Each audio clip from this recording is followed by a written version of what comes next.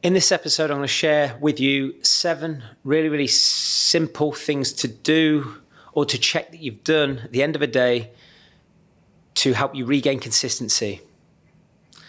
So if you listen to this and you feel like there's an element of your consistency that isn't quite there right now, or simply put, you're not as consistent as you want to be with your body, your fitness, your health, your training, your food, then this is going to be a really, really short episode to help you.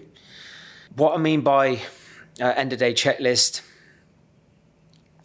I guarantee that if you end each day having done these 7 things, it's virtually impossible to not feel good about yourself. It's virtually impossible to put on weight. It's virtually impossible to not keep your strength, your muscle that you built this year. It's virtually impossible to not be in a better place than not doing these 7 things. Okay, so I'm just going to shoot straight into them.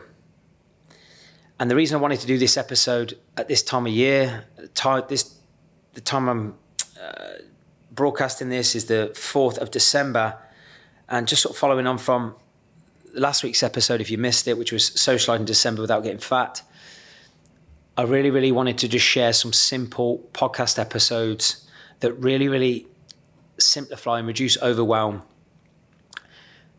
when it comes to keeping you healthy and on point.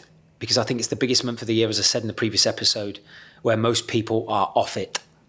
And I think given the choice, if I had a one-to-one conversation with every single person who's listening to this podcast, I said, right, do you want to be off it with your health, fitness, confidence, how you want to feel? I don't think anyone would say no. No one wants to be off it. Oh, sorry, they wouldn't say yes anyway. Okay? So make sure, if you want to bulletproof that consistency, by the end of your day, you make sure you've done these 7 things.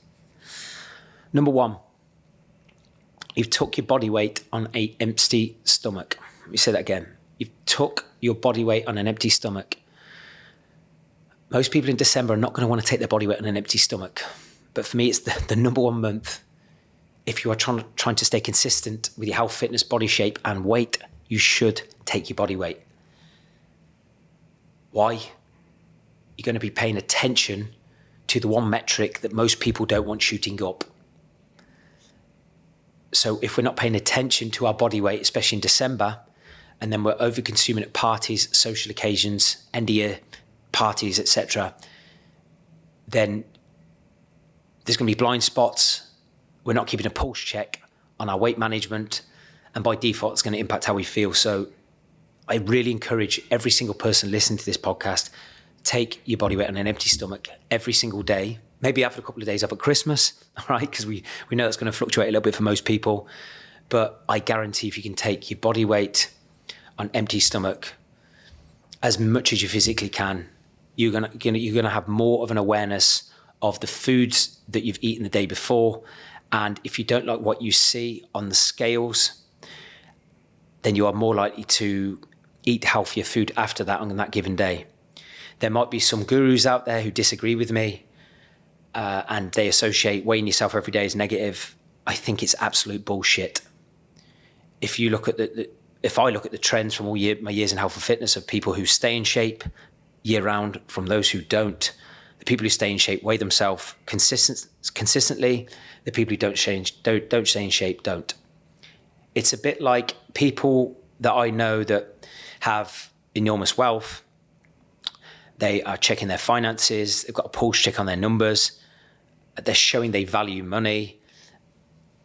And then people who, don't have as much money, they're not paying attention. They're erratic. All right? So if you want to be consistent, take your body weight on an empty stomach.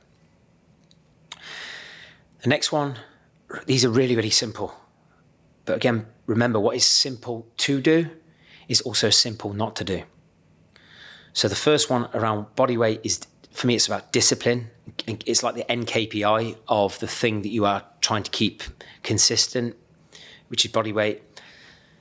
The second one, by the end of your day, make sure that you have completed a weight session, a cardio session, and or as a minimum 10,000 steps.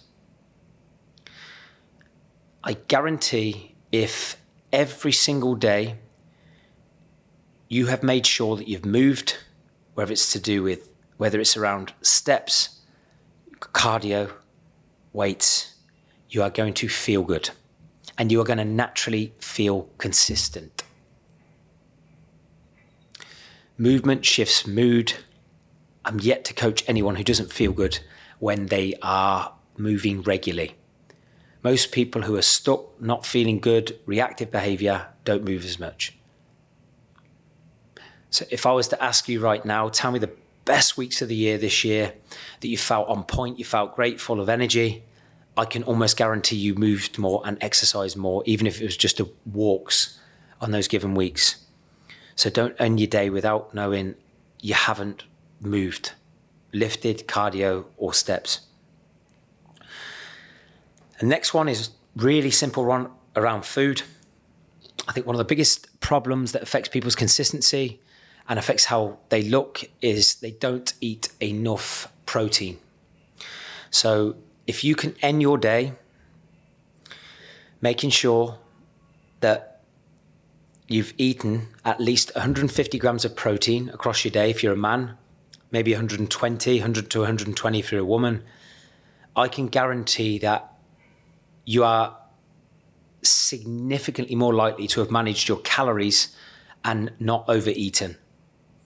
The most common thing I see in people who struggle with their weight, body fat, body shape, they don't eat enough protein.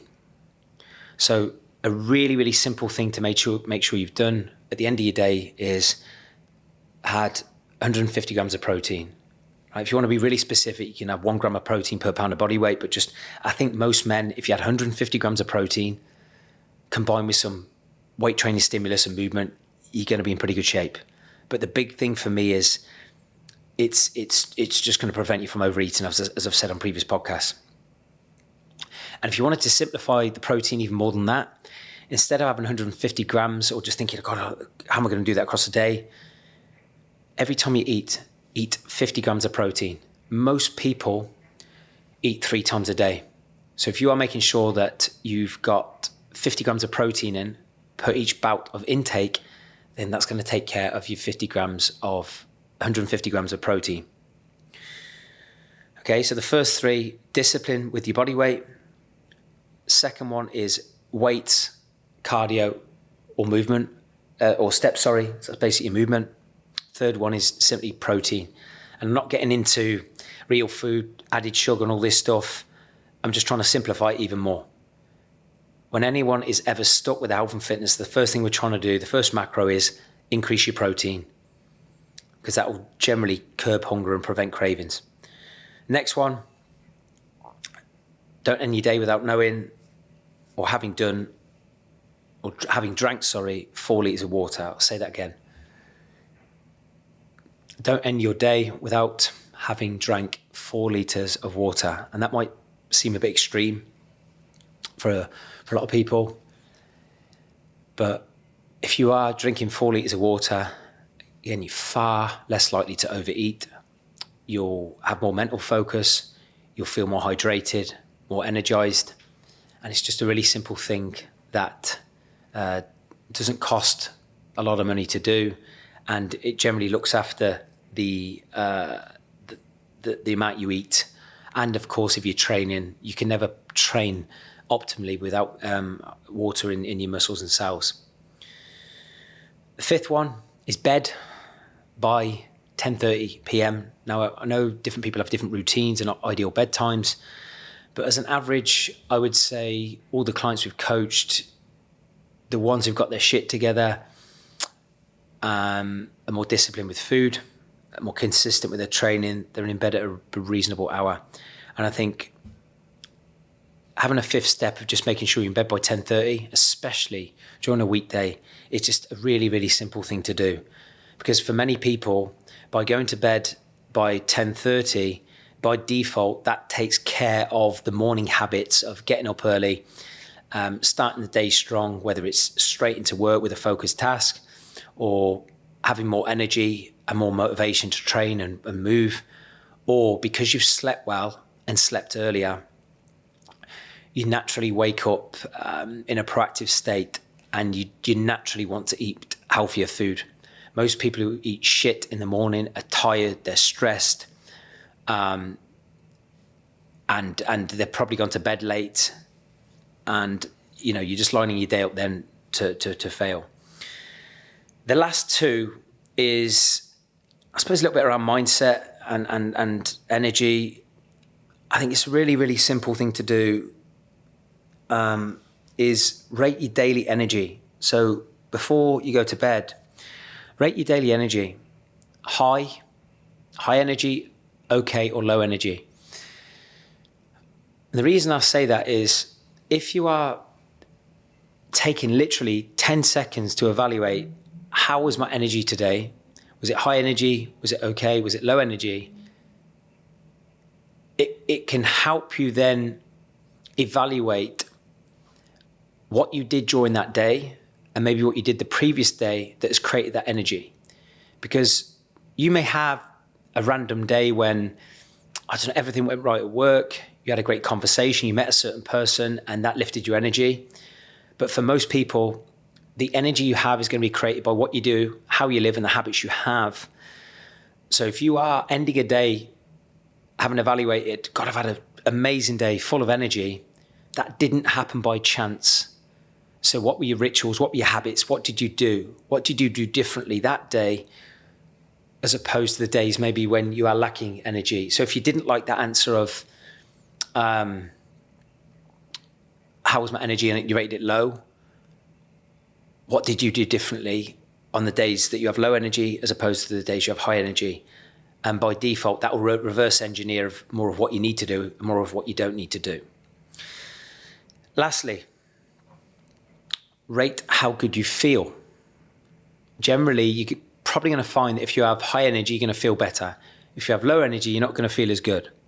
Because I really believe energy and emotions are linked together.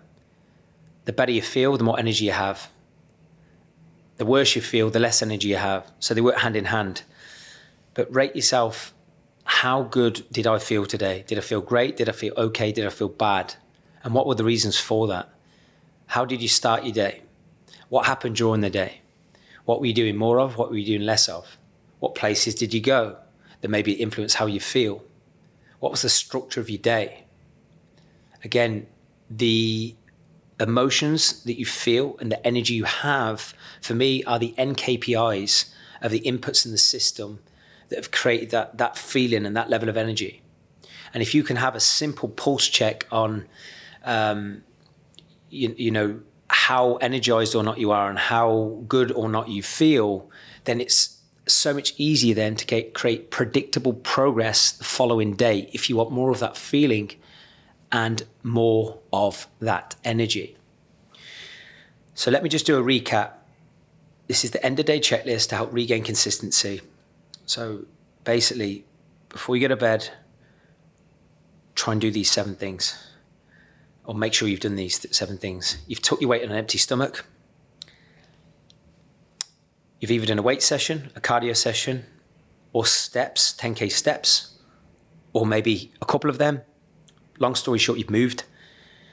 Food, you've eaten 150 grams of protein minimum if you're a man, 100 to 120 if you're a woman, maybe a little bit more if you're a hardcore lifter as well, but just you can't really go wrong with those 2 figures. The 5th one is you've drank 4 litres of water. 5th one, you're in bed by 10:30. 6th one, you've rated your daily energy, high, okay, or low. Last one is rate how good you feel, great, okay, or bad. So some are linked to movement, some are linked to food, some are linked to health optimizers in the form of water. And then there's a couple, of course, that are related to your mindset, your energy, your emotions. I promise you that if you did nothing else but these 7 things, you would be a lot more consistent than maybe what you are now, or maybe you'd just be at a higher level of consistency that's more aligned to the standard you're trying to create in your heart. So So simple as that. As always, I'd love to hear your biggest takeaways and feedback with this podcast. If you are a regular listener of this podcast, please never hesitate to reach out to me personally if you'd like me to cover a specific subject in greater depth. It could be something I've spoke about now, so I could elaborate on any of these in greater detail.